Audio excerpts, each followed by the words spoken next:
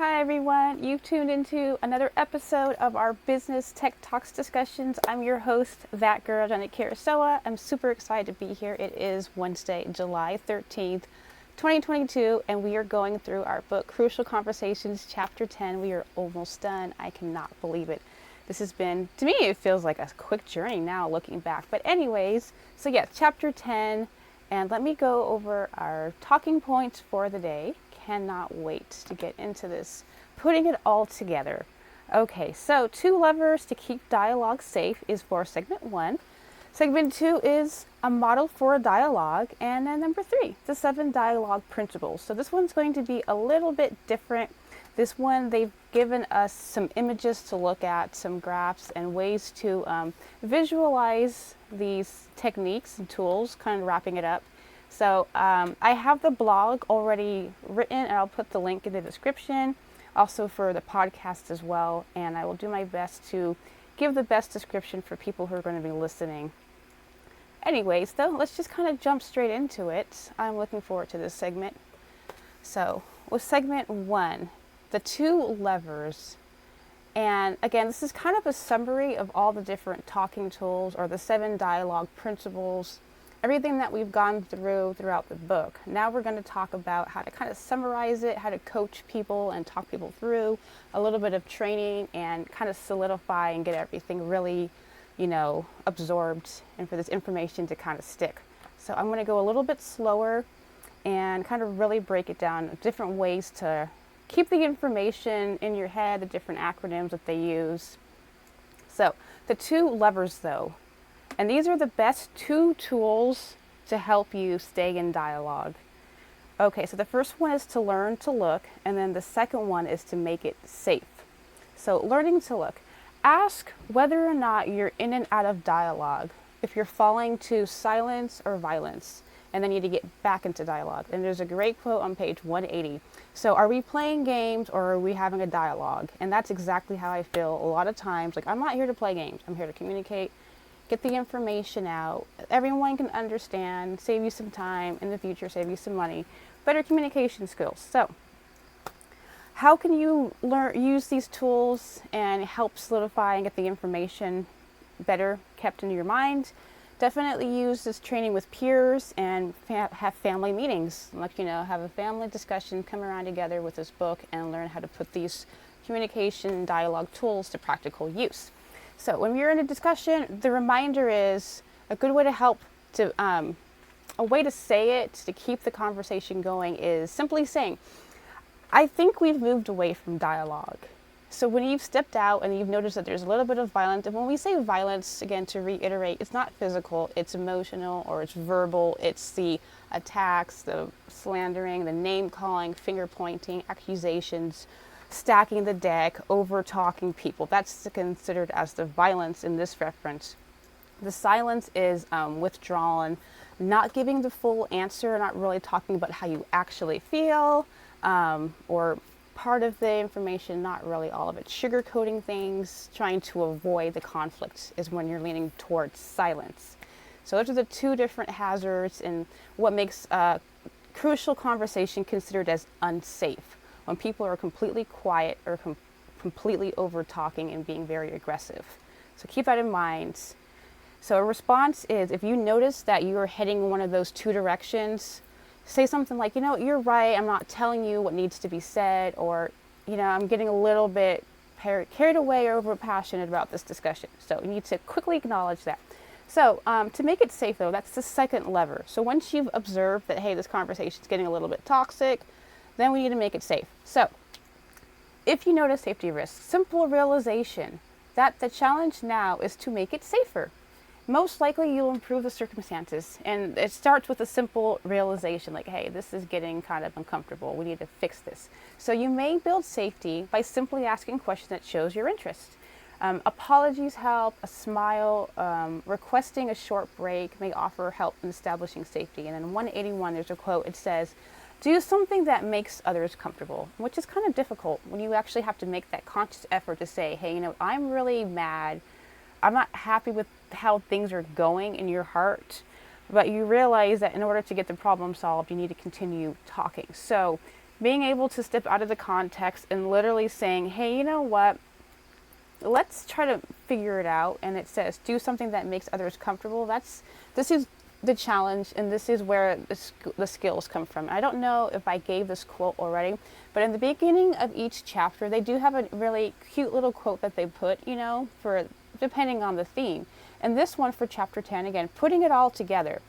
Communication works for those who work it. And if you are trying to make it work, oftentimes, more often than not, your efforts will make some progress and things are possibly able to be changed. So that's going to conclude the first segment. Very, very short. But again, I'm going to try and give us much information, be a little bit more thorough, and help people who are genuinely wanting to learn how to, use better communication skills. If you don't have the time to actually sit here and read the book because you have so much going on, I pray that these little mini lessons are of some value to you. So let me go ahead and put my little note in here. All right. And we will continue on. Sorry for the delay. We'll be working on editing, and I want to redo all of these videos. This is to get the information out there.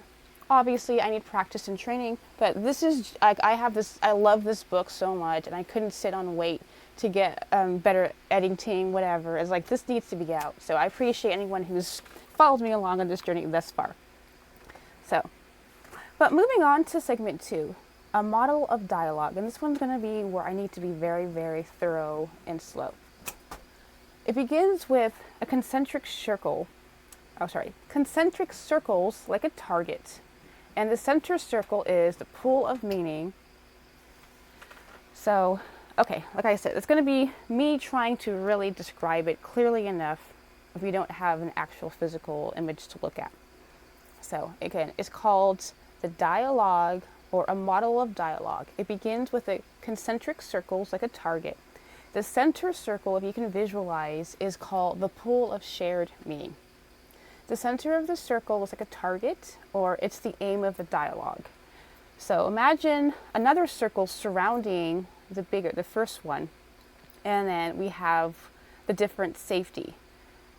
So we want to keep safety around the circle. Another circle they have listed on the very top is silence. And then the 3 different types of silence that people use is the withdrawing, avoiding, and masking. Those are the main ones that most people fall under.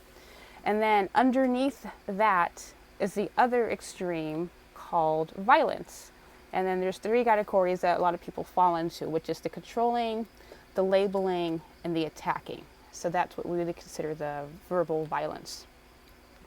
Okay, let me read a quote from them. Continue the quote. So, surrounding the pool of shared meaning is safety. Safety allows us to share meaning and keep us from moving into either silence or violence when the conversations become crucial.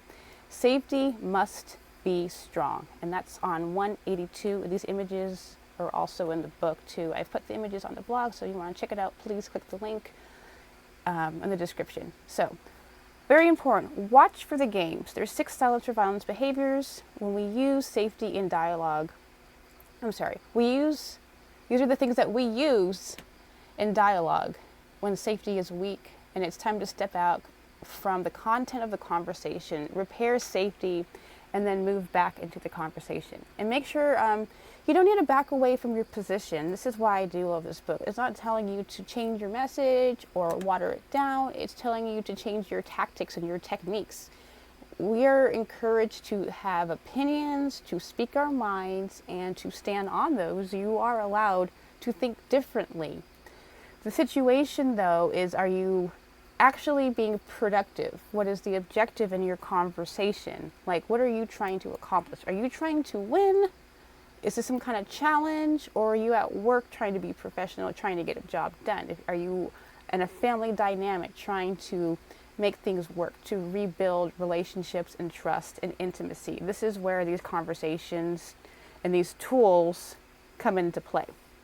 So we need to rebuild safety as quickly as possible. But still, you can have your opinion. You're welcome to your opinion, but you need to make sure, is it accurate? Is it true? Is it right? Is it constructive? Continuing on though. So adding people to this model. Okay, so visualize again, you've got your circle, you've got the dialogue in the middle, you've got safety, you've got silence on the top, you've got violence on the bottom, and then the 6 different types of safety risks. So imagine now you have 2 arrows on either side of the circle that come wrapping around, and both of these arrows are pointing at the middle. Okay, they're wrapped around the model of dialogue circle. One arrow is labeled me, and then the next one is labeled other.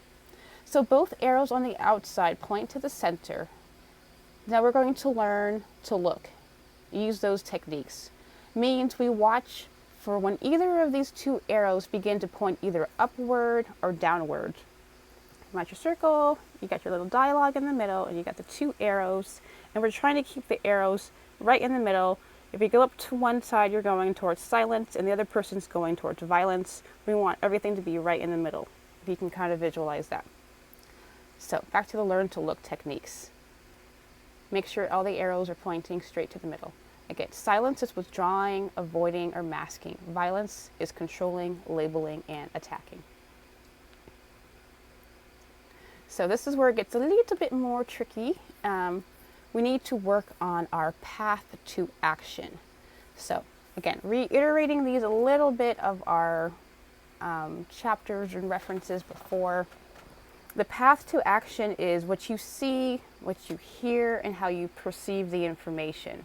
And then you tell yourself a story in your mind within seconds, like a split second. You've already told yourself something. You've come to some kind of conclusion in your mind, like, oh, they said something a certain way. Oh, they must be saying this because they think this, that, and the other. Again, it happens in seconds. This isn't a matter of like you have a chance to analyze it. This is what we're training to do, to analyze what we've taken in. So on our path to action, though, we hear something, we tell ourselves something, we feel something, and then we act a certain way. So this is the part where it's like, your actions, your response is accurate to what's actually taking place. So keep that all in mind. So if you're drifting to either one of the safety risks, we need to return by going back to the start with heart. So once you've noticed, okay, I'm shutting down, I feel like I don't want to talk, I'm withdrawing in, go back to your heart. Like, what do you really want? And you need to avoid the sucker's choice. And the sucker's choice is essentially, I can't do anything about this situation, so I'm going to shut up. Or this person is a complete jerk and he's always being mean and I can't get anything accomplished, so I'm not going to do anything. Or you start labeling him, well, he's obsessive compulsive and I can't, and I'm just going to stop. That's the sucker's choice. So when you start with heart, we need to use the Master My Story principle, which is retrace your path of action, which I just shared, which is I heard something, I feel a certain way, this is what I'm thinking, and this is how I'm going to act. We need to go back. And then they talk about watch for 3 clever stories. So there's 3 clever stories, if anyone remembers in the past chapters, is simply the victim story, which is, I can't do anything about this, I'm a victim.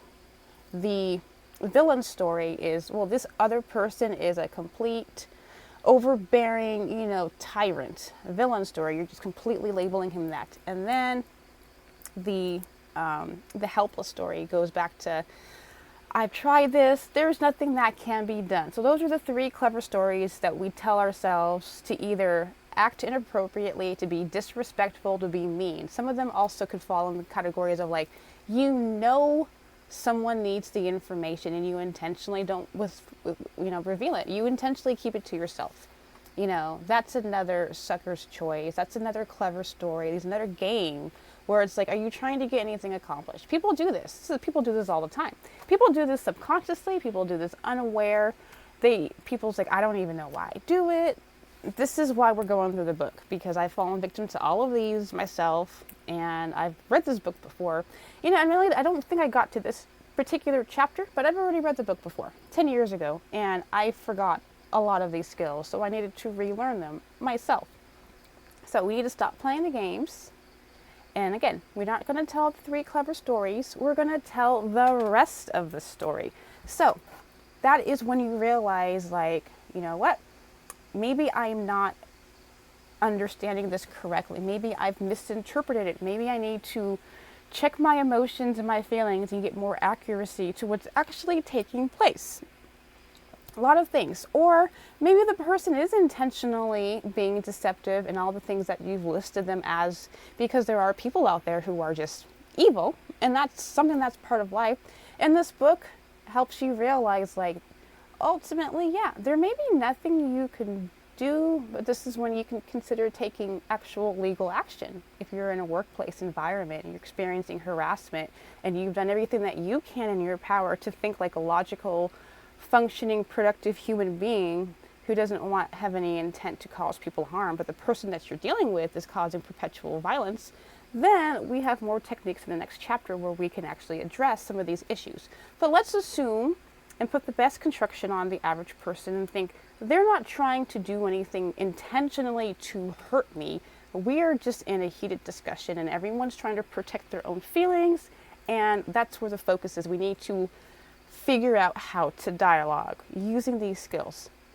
So telling the rest of the story is when we go retracing our path to action and putting the rest of your feelings in there. Okay, I feel this way, but maybe it's not this way, and I have information I can share, and you need to continue with that. So when others move to either safety concern, whether they're getting aggressive and yelling or they're shutting down, we need to make it safe by using the STATE acronym, STATE, state my path. So you're sharing your personal information, something that's sensitive or controversial, or like you're confronting your child about drugs or potential affair. You don't know what's going on. So you share something, you talk tentatively, you ask, you state something, you state your story, you tell your facts, you tell the person what you understand. This is what I believe to be true, but you say it very tentatively, and then the letter E is for encouraging the other person to say, are we on the same page? Does this seem accurate? Are we, encourage them then to put in their part of the story. Let them do their state of action. So we share the facts first, then we tentatively share our story, and then we show sincere interest by encouraging the other person to share. So helping others share their meaning. Okay, so explore each other's path. And then they have the acronym AMP, which is AAMP. So we first ask the person, we mirror what they say. Hold on, sorry. It's not AAMP, sorry. It's AMPP. Typo, I found my typo. Sorry about that. Ask, mirror, which is, they give you the information, but let's say, yes, how are you feeling right now? And they start rolling their eyes. They're like, I guess I'm fine.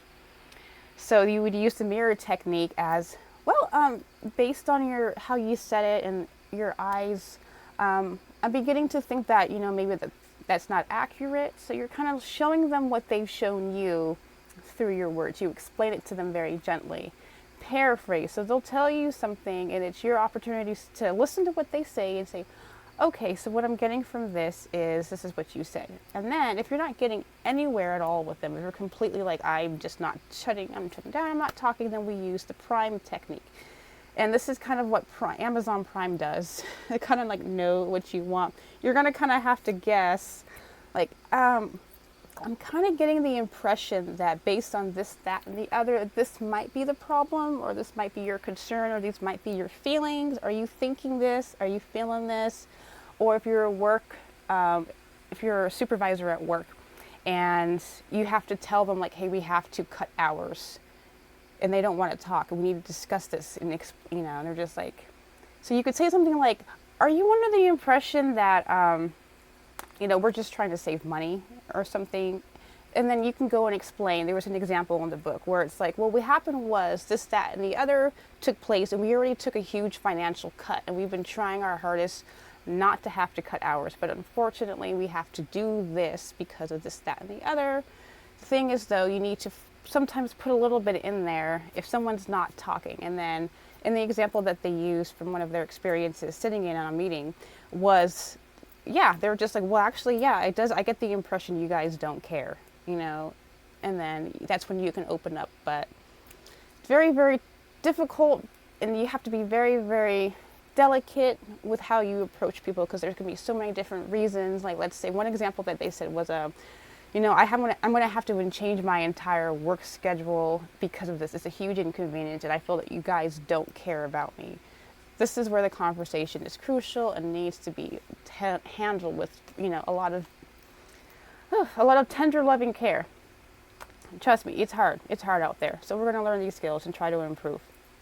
So if you do these well, it demonstrates your concern, and their concern can be discussed, and it helps people to feel safe. So with both sides in safe dialogue, we can move to action, ensuring how decisions will be made clearly and follow up to ensure the conversation leads to positive actions and results. Woo! A lot going on with that one, but pretty much a complete summary of the book. Trying to give it a lot of comprehensive details for everyone. All right, so this last segment, though, right here, is a lot of images. They have a couple of tables, and instead of going through all the tables that they have here, I'm going to read them off and give you a quick little synopsis, and hopefully you'll have an opportunity to look at the images or get the book yourself, or the information that I will read off will hopefully be helpful for you. All right. So now starting with segment 3. It's called the 7 Dialogue Principles. And this is essentially how to prepare for a crucial conversation. These are tools right here for training, coaching, quick reference guide. So let's go ahead and take a look. So the first one here. All right. I can't even get these images up right now. So I do have my journal. I wrote everything down here for you guys. So can't wait. So we talked about start with heart, and that was in chapter 3. Learn to look, and that's in chapter 4. Make it safe, and that's in chapter 5. Master my story in 6. State my path in 7. Explore others' path in 8. And then move to action, which is our last week's discussion, and that's in chapter 9.